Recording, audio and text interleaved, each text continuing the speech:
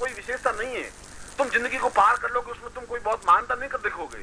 तुम तो मुझे ये दिखाओ कि तुम क्या करके मुझे दिखा सकते हो।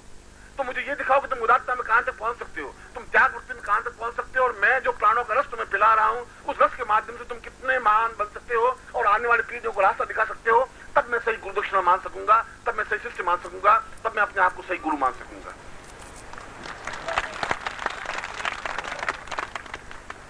और उस शंकर ने जिस प्रकार से दीक्षा प्राप्त की, और गोविंद ने कहा कि तुम्हें संन्यास लेना है, और संन्यास लेकर के अद्भुत अपने आप में तुम्हें वाक शक्ति प्रदान करता हूं। तुम्हें लिखना है, तुम्हें बोलना है, तुम्हें निरंतर गतिशील रहना है, तुम्हें निरंतर कार्य करना है, और जो मेरा कार्य है वह तुम्हें फैलाना है। क्योंकि गुरु अपने आप में कुछ नहीं होता, ये शिष्य गुरु के हाथ होते हैं, पांव होते हैं, आंखें होती हैं, नाक होते हैं, कान होते हैं। ये मेरा शरीर अपने आप में कुछ है नहीं, यह तो एक स्थूल शरीर है। इस स्थूल शरीर की कोई महत्ता, कोई मूल्य है भी नहीं। इस स्थूल शरीर को मैं कोई ज्यादा प्यार, ज्यादा अटैचमेंट दे नहीं रहा हूं। ये सारा शरीर बिखरा हुआ मेरे सामने बैठा हुआ है। इसमें से कोई मेरे आंख है जिसके माध्यम से मैं देखता हूँ, कोई मेरा हाथ है जिसके माध्यम से मैं लिखता हूँ, कोई मेरा पैर है जिसके माध्यम से मैं चलता हूँ। और तुम में से कुछ लोग अत्यंत समर्पित होते जा रहे हैं, ऐसा मुझे लगा है। ऐसा मुझे लगा है कि तुम्हारा अटैचमेंट मुझसे बढ़ता जा रहा है। आज से 4 साल पहले की आज की स्थिति में बहुत अंतर आने लगा है।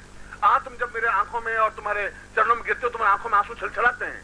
आज तुम 6 महीने नहीं आते, तुम्हारी आंखें छलछलाने लग जाती हैं, रोने लग जाती हैं, और झिकियां भरने लग जाती हैं। तुम अपने आप को महसूसने लग जाते हो, तुम्हारा जी कचोटने लग जाता है, मगर उसके बावजूद भी तुम दौड़ करके आ जाते हो। मैं तुम्हारी सारी व्यवस्थाएं, मजबूरियां और परेशानियां समझ रहा हूं, मगर उसके बाद भी तुम दौड़ के आ जाते हो। ये तुम्हारे मेरे संबंध और ज्यादा प्रगाढ़ और ज्यादा नजदीक के हैं, और हैं तो तुम घाटे में नहीं रहोगे, गारंटी है। मैं तुम्हें बहुत कुछ दे के जाऊंगा, ये गारंटी है।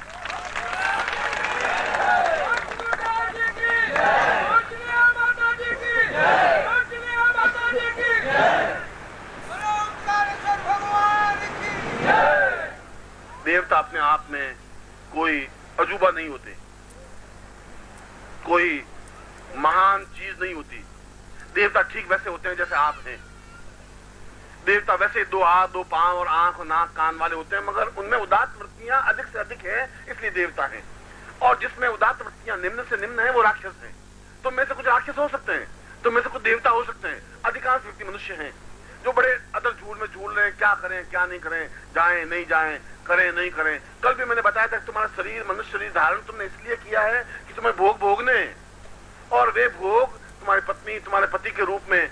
कल एक स्त्री ने मुझे कहा कि गुरुजी आपने पत्नियों के बारे में बोला, पति के बारे में तो बोला नहीं, वे भी बहुत दुष्ट हैं। मैं भी समझता हूँ वे भी बहुत दुष्ट करते हैं, मगर ये तो जीवन के भोग हैं, इनको तुम्हें भोगना ही पड़ेगा। मगर भोगने के बाद भी संन्यास 1 घंटे के लिए लेना है। 1 घंटे के लिए सोचना है कि क्या मैं उचित कर रहा हूँ, अनुचित कर रहा हूँ, क्या मैं शराब खाने में जा रहा हूँ, क्या मैं गलत काम करने जा रहा हूँ। और जब नहीं जा रहे हो फिर परवाह करने की जरूरत नहीं है।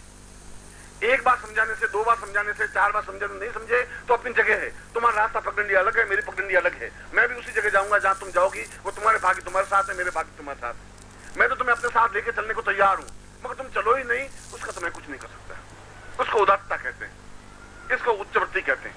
एक क्षण साथ रहने की क्रिया होती है। अटपटा जीवन कब तक चलेगा, और तुम अटपटा जीवन घसीट करके कहां तक चलोगे, क्या होगा उस जीवन में। और इसीलिए गोविंद पादाचार्य ने कहा, शंकर तुम्हें संन्यास लेना है, पूर्ण संन्यास। मगर आज से प्रत्येक क्षण तुम्हारा मेरे लिए होगा, क्योंकि मेरा जो कार्य है, मेरे आंख नाक कान हाथ पैर में तुम्हें सौंपता हूं, और सौंपता हूं मेरे जीवन का ज्ञान, मेरे जीवन की चेतना तुम्हें पूरे विश्व में फैलानी है। और आज 800 वर्षों के बाद भी हम उसी ज्ञान, उस चिंतन को लेकर के खड़े हुए हैं, क्योंकि उन्होंने मात्र छोटी सी उम्र में पूरे भारतवर्ष का भ्रमण किया, और भ्रमण ही नहीं किया, बौद्ध धर्म जैसे विशाल राक्षस जैसे उस धर्म को बिल्कुल नेस्तान बोल करके हिंदुत्व को स्थापन कर दिया।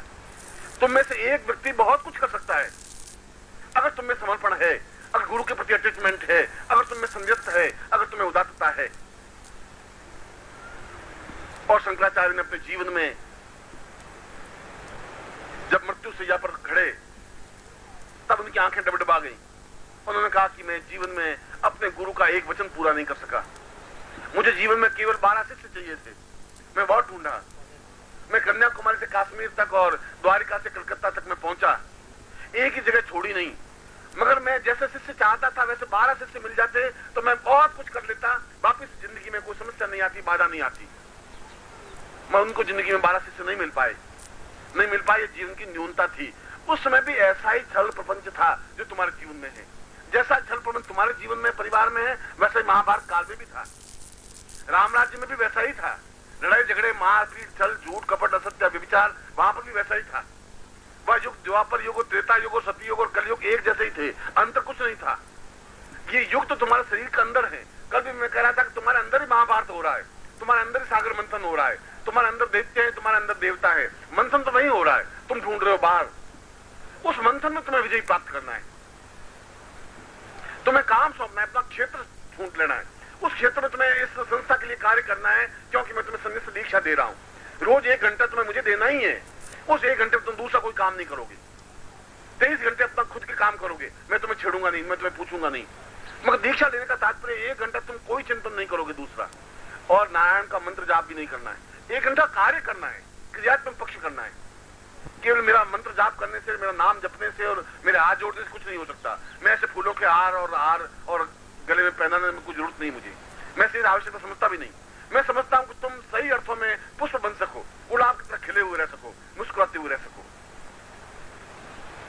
बार बार मेरे प्रत्येक प्रवचन में ये मेरी चिल्लाहट, ये मेरी चीख, ये मेरी आवाज नहीं है, मेरा दर्द है जो अंदर छटपटा रहा है, वेग है, एक नासूर है।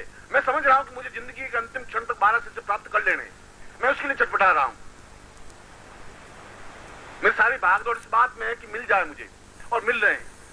इस बात का कि जो काम वेद व्यास नहीं कर सके, डबडबाती हुई व्यास नदी के किनारे रो करके समाप्त हो गए, और जो डबडबे आंखों शंकराचार्य मृत्यु सैया पर प्राप्त हो गए, मैं ऐसा जीवन प्राप्त नहीं कर पाऊंगा।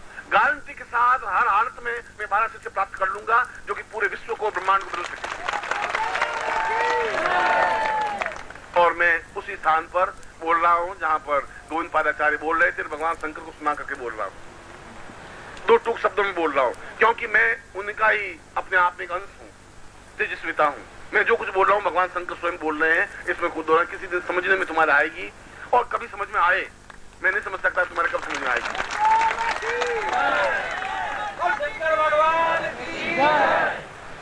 अब मैं उस दीक्षा देने से पहले मुझे दुख इस बात का होता है कि निश्चय तुम्हारा मेरा प्रेम, अंतरंगता बड़ी है, मगर तुम्हारा मेरे शरीर का प्रेम और अंतरंगता कब तक चलेगी?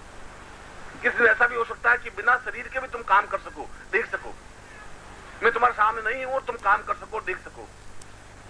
ऐसा होना चाहिए, मिशन तो वैसा होना चाहिए। अधिकतर तो आश्रम ऐसे हैं कि गुरु है तो आश्रम है, गुरु जाते ही आश्रम समाप्त हो जाता है। सैकड़ों आश्रम समाप्त हो गए। ऐसा नहीं, तुम्हारा प्रत्येक रोज में अपने आप में जागृत हो सके, चेतना युक्त बन सके। तुम अपने आप को समर्पण करके देखो तो सही। तुमने जिंदगी को पकड़ करके देखा है 40 साल, अब 5 साल जैसा मैं बताऊं वैसा करके देखो। उसके बाद निर्णय करो कि तुम कहां गलती पर थे और जो मैंने कहां गलती की। मुझे तुमसे कोई स्वार्थ है ही नहीं, तुमसे कुछ नहीं लेना है, तो मुझे कुछ दे भी नहीं सकते, है भी नहीं तुम्हारे पास कुछ। तुम्हारे एक मलिन देह है जो तुम्हें मुझे चढ़ा देते हो, जिसमें थूक, लार, मज्जा और विस्ता है। इसके अलावा है क्या शरीर में? अगर उसको समर्पित कर देते हो तो तुम कौन सी बहुत बहादुरी कर रहे हो। जो मैं तुमसे चाहता हूँ वह तुम्हें मुझे भेंट करनी चाहिए।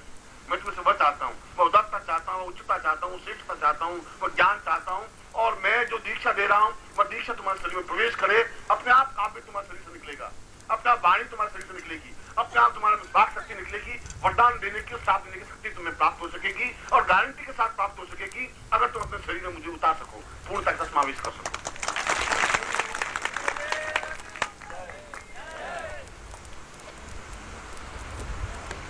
पर